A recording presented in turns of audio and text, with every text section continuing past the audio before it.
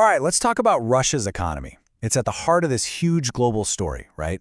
Officially, they say it's actually growing, even with all these massive sanctions. But is that the real story? Today, we're going to peel back the layers and see what's really going on underneath. And that really is the central puzzle, isn't it? I mean, Russia has been hit with some of the toughest economic sanctions we've ever seen. Yet their official numbers, they show growth. So what gives? Is that the whole picture? Well, that's exactly what we're going to do. Unpack the data and figure out what's actually happening. Okay, so this brings us right to the heart of it, what we're calling Russia's economic paradox. It's really a tale of two economies, one you see on the surface and a very different one hidden underneath. So on the surface, the story they're telling is one of incredible resilience.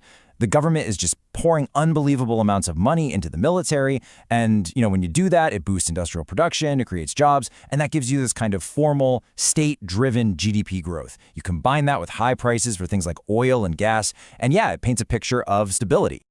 But when you look just a little bit closer, a totally different story starts to emerge. The analysis we're looking at points to some serious underlying problems. Things like structural decay, being cut off from key technologies, and what it calls the price of adaptation. Think sky-high costs for literally everything from shipping to financial services. And this right here is where the cracks really start to show. So, you might be wondering, how has Russia even managed to keep its exports flowing with all these restrictions?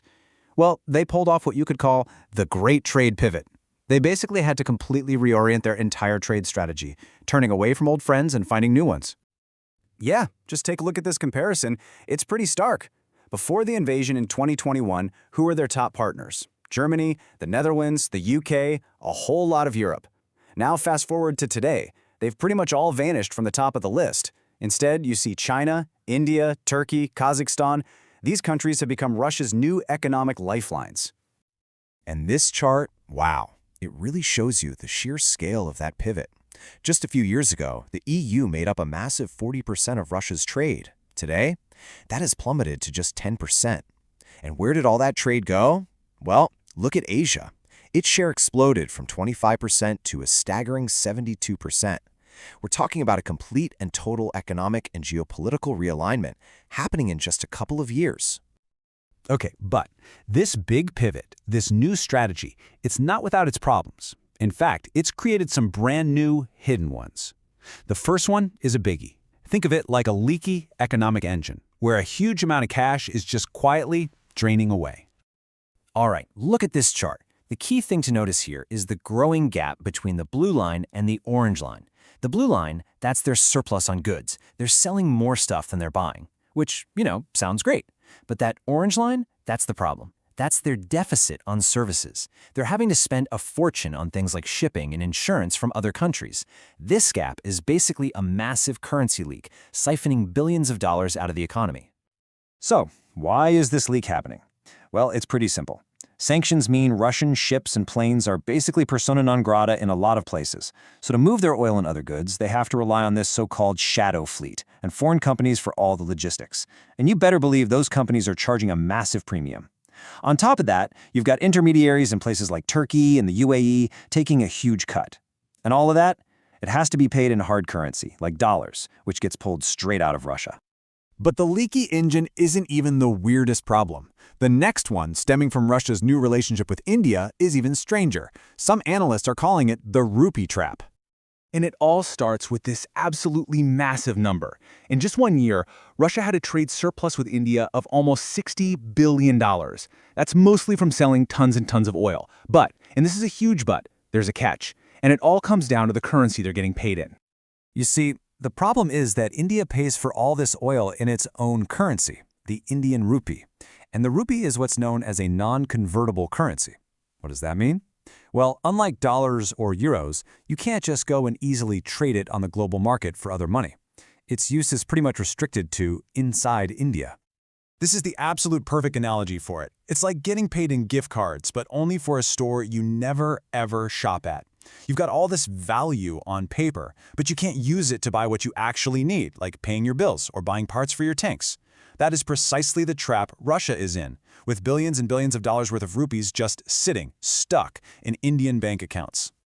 And this quote from the analysis just hits the nail on the head. The export is carried out de jure, but the currency de facto does not return to the economy. Basically, on paper, it looks like a huge success. But in reality, the money is useless. It's a paper surplus that does absolutely nothing to help the actual Russian economy. So when you put it all together, this leaky engine and this trapped currency, you have to ask, where's Russia's economy actually going? Well, the analysis lays out two very, very different futures for what things could look like in 2026, and it all comes down to a few key factors. Let's break down these two possible paths. On one hand, you have the pessimistic scenario. That's where oil prices are low, sanctions stay tough, and those shipping costs remain sky high. On the other hand, you've got the optimistic scenario. This assumes the opposite, right? Higher oil prices, maybe some sanctions weaken, and logistics get cheaper. And this chart really visualizes the huge gap between those two futures. The difference in potential revenue from just their energy exports is, get this, over $120 billion. That is a massive swing. It just goes to show how fragile this whole new setup is and how incredibly dependent Russia's budget has become on things it has absolutely no control over. And just to put that into perspective, that pessimistic scenario would mean losing more than $74 billion in revenue compared to today. The analysis calculates that would trigger a GDP drop of over 3.4%. I mean, that is a massive blow, and it would make paying for the war and for everything else incredibly, incredibly difficult. So really, here's the bottom line. Russia's so-called adaptation wasn't some move toward becoming self-sufficient. Not at all. It was a massive, high-stakes gamble. They just swapped one set of dependencies on the West for a brand new and maybe even more fragile set of dependencies on just a handful of countries like China and India. And all of that leaves us with one big final question.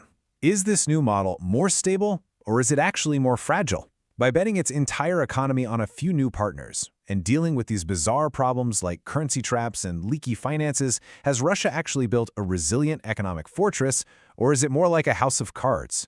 The data we've seen today suggests that while the outside looks pretty solid for now, the foundations might just be starting to crumble.